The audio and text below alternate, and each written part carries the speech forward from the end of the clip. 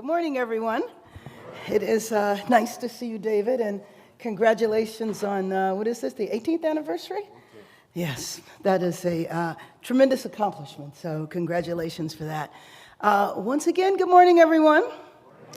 This is a day in our city that I imagine that most of you are aware of, which is the 3-month anniversary from the devastation of the fires that is with us every single day.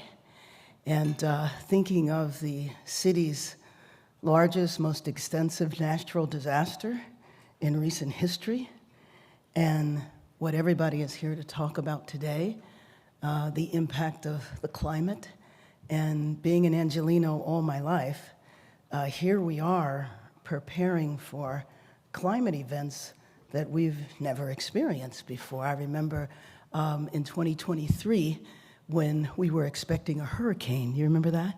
And Los Angeles, what do we know about hurricanes? Well, essentially that's what the fires were. Hurricane strength winds without the water. I do remember when we had fire season, which was around August to October, and now it's totally unpredictable. Fire season in January.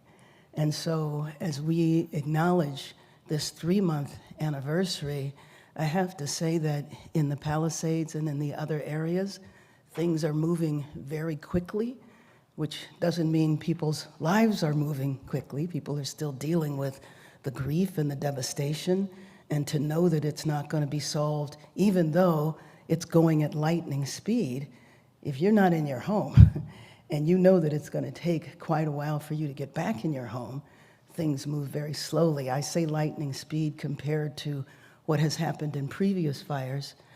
In the Palisades area, we have about 1,000 properties now that have finished the debris removal stage, which means they're ready to rebuild. But then we have to answer questions like, how do we rebuild?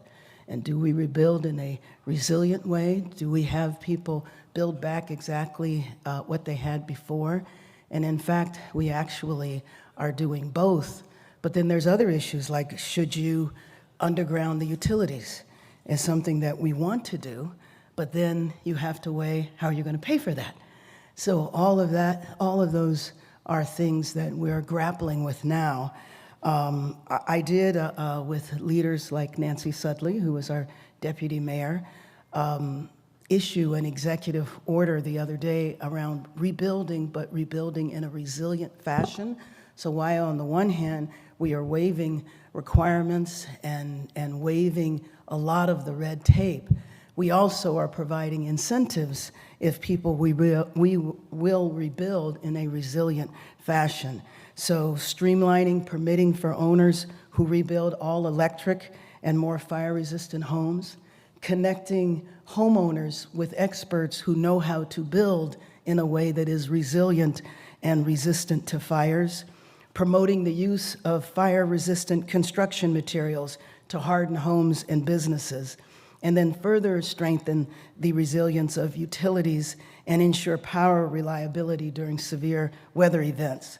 So most importantly, we need to be resilient and sustainable in all of our communities, and we need to support an action from the business community and leaders across the state in helping Los Angeles to be the most resilient to the impacts of climate change. I will tell you, after spending time in DC, one of the things that's so enjoyable about being an Angelino and a Californian is that climate change is not a controversial subject, but it is a subject that we all agree about. And as we are rebuilding a 21st century power grid that is powered by renewable energy and resilient to wildfires and storms, and a water system that is resilient to drought, and a cleaner port. And we'll get to, and we will maintain our goal of getting to 100% clean energy by 2035. But we're also expanding access to clean transportation and open space, and transforming our infrastructure to make it safer and more modern. I know, David, one of the themes of the conference and your work is the fact that California is opportunity rich when it comes to rebuilding and climate change. I know I was in the state legislature when we passed AB 32, which was the first major greenhouse gas bill, and all of the wealth and business opportunities that opened up because of that, we absolutely are an opportunity-rich state.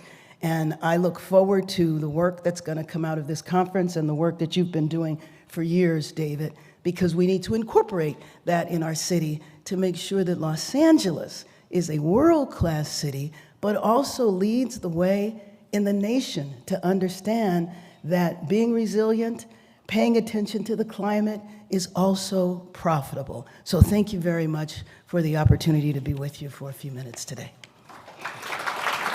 Thank you. Thank you.